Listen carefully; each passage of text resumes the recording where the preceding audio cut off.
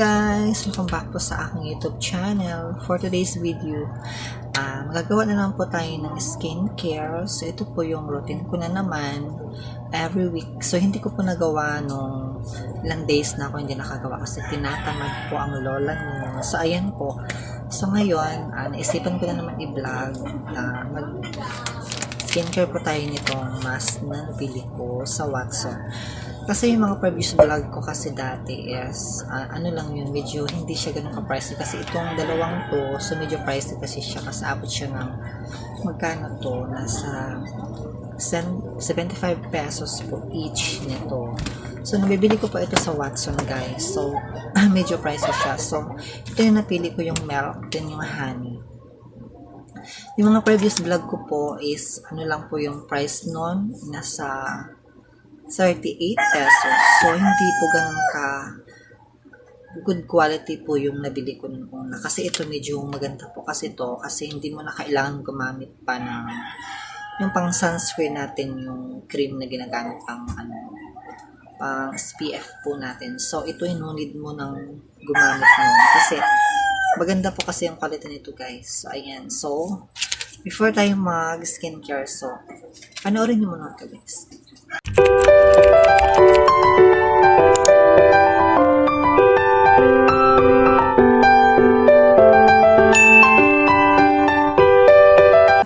Ano po pa talagang ano ibig sabihin ng mask? So, bakit kailangan natin gumamit ng ganito? So, yan po guys is napaka-importante po ito sa atin kasi nakakapag-moisturize po siya sa face natin.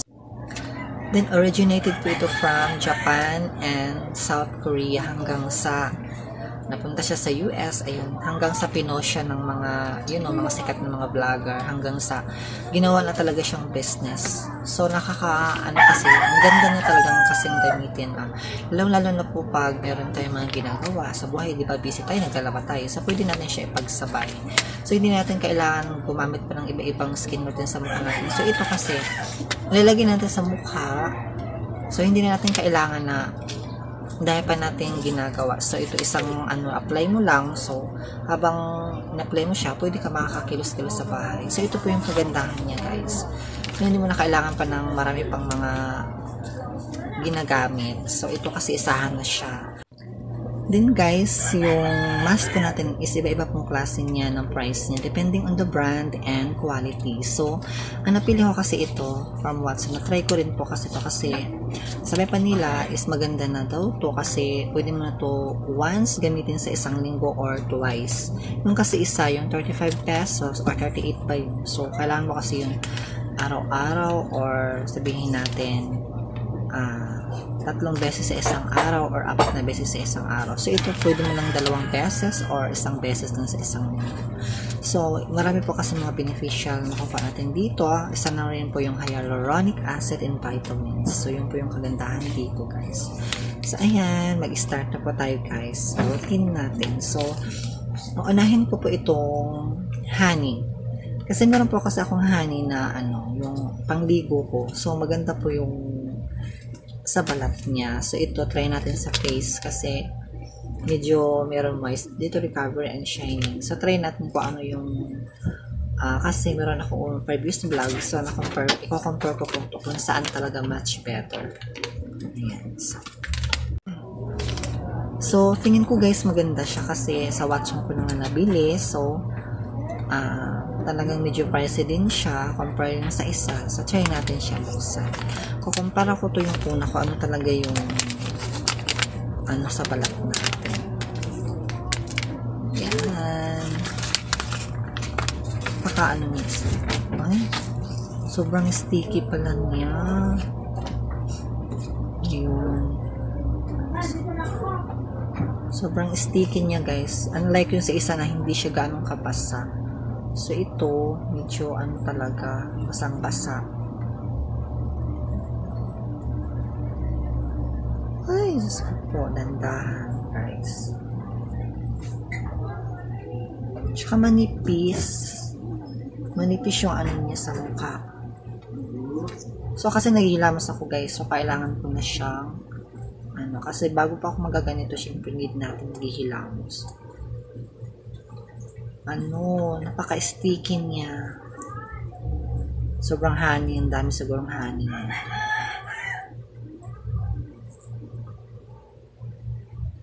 Ayan. Parang gusto ko abot siya dito sa may noo ko kasi Then, dapat ma-moisturize siya natin. Then, dito. Ganda niya sa Ang dami niyang serum kasi, di ba, hanggang napaka-sticky niya. Then, dami niyang laman. Unlike yung una na nabili ko, guys, is dry, halatang dry lang siya. Yung parang, meron naman siyang basa, pero, kumpara mo dito, mas sticky siya. So, marami siyang serum na ilalagay dito. Ayan. Diba? Talagang parang hindi mo halata na nasa balat. Yung una kasi, sobrang kinakita itong puti pa dito. So, ito talagang parang nag-vary lang siya dun sa skin mo. So, hindi halata yung ang dami niyang serum nilagay. Ito pala yung kagandahan. So, need natin to guys iba. Diba, tinan mo? Parang akala mo wala lang na ilalagay sa mukha. Unlike nung previous vlog ko kasi, pag nilalagay ko to, sobrang puting-puti, halata. Hindi siya basang-basa tulad nito na sobrang basang-basa. Ang ganda. So, ito kasi guys, talagang basa. Ramdam mo yung honey. Tapos yung amoy niya, talagang honey-honey siya.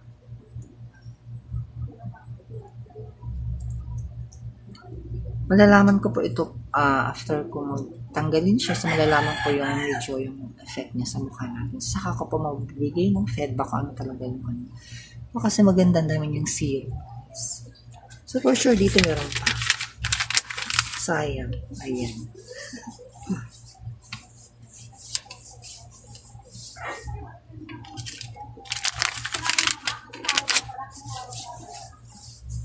Panoorin nyo yung previous vlog ko guys. Sobrang yung una kong ginamit kasi is bali, pag yung mukha ko dyan, kitang-kita sobrang lang siya. Siguro medyo makapal lang yung ginamit nilang ganito. Ito kasi sobrang hindi siya parang ng sapala. Hindi mo halata na naglalagay ka sa mukha mo. Ayan, di ba? Ang ganda. So, talagang minomoisturize niya yung balat natin.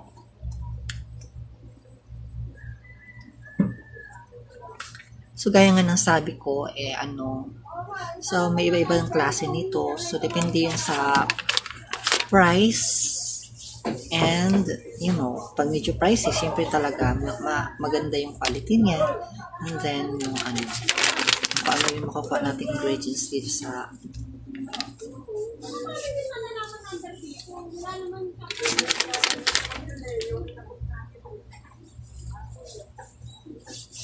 parang love ko siya. Pero yung unang ginamit ko, mas mabango yun. Compare mo dito. Ito kasi parang andun yung honey, pero hindi siya ganun kabango. Parang, Diyos ko, parang avoid pa naman to sa mata, pero parang natusok yung mata. So, kailangan i-avoid natin siya sa mata kasi mayroon mga ingredients na bawal po yan sa mata. So, guys, sawit po natin siya ng ilang minutes so bago natin siya i-leave. So, I think nasa 80 minutes siya. Kasi maganda kasi pa medyo matagal para talagang ma-moisturize yung balat natin. Then, talagang after that, talagang mararamdaman yung freshness. Sobrang fresh ng face mo.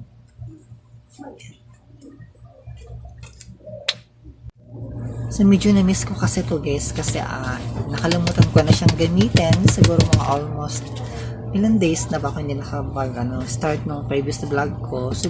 Siguro abot na talaga siya ng 4 days. Ayan, siguro 4 days siguro hindi na ako nakapaglagay. So, kailangan ko na maglagay kasi nararamdaman ko na kasi yung dry ng mukha natin. Nararamdaman ko na siya.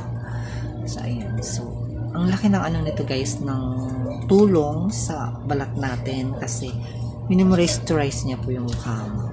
So, dahil hindi yung mukha ko, hindi maganda, hindi kagandahan. So, dahil hindi na nga kagandahan, hindi pa tayo gagamit nito, mas lalo na, diba? So, kailangan natin siyang i-moisturize. Ayan. So, before tayo maglagay nito, make sure na yung face natin is, malinis.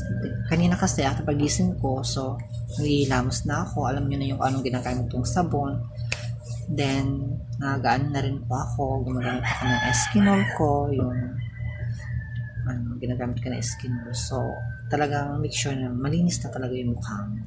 Bago po tayo maglagay ng ganito, kasi mahirap naman po guys pag hindi siya malinis yung mukha mo.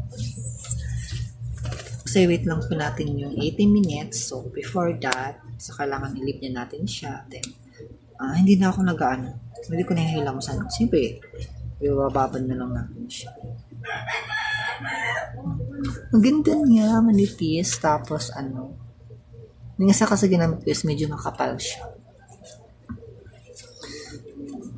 Ayan. Dito, medyo medyo malaki-laki din pala yung hindi siya napantay. Nasayo na siya para na siya.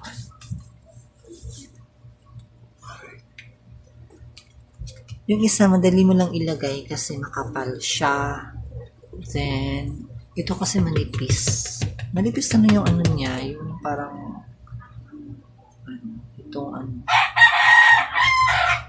nilagay. Like nung sa una is makapal siya.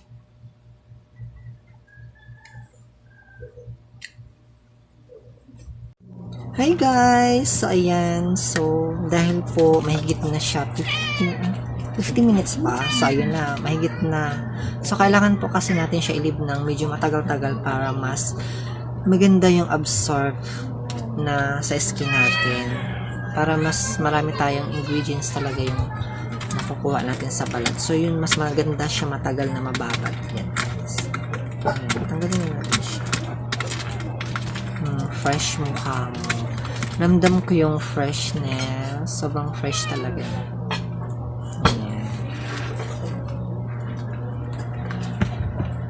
Di ba? So, tingnan mo, nag-dry na siya. Wala na akong sayang yung serum, guys. Pahid natin. So, ayan guys. So, hope na ma-inspired po kayo sa video po natin. So, hindi pa ka lang subscribe sa channel ko. Please guys, do subscribe and don't forget to hit the bell notification po natin para every time I have a new vlog. Ayan, manonotify po kayo. Thank you guys for watching. I will see you on my next vlog. Bye!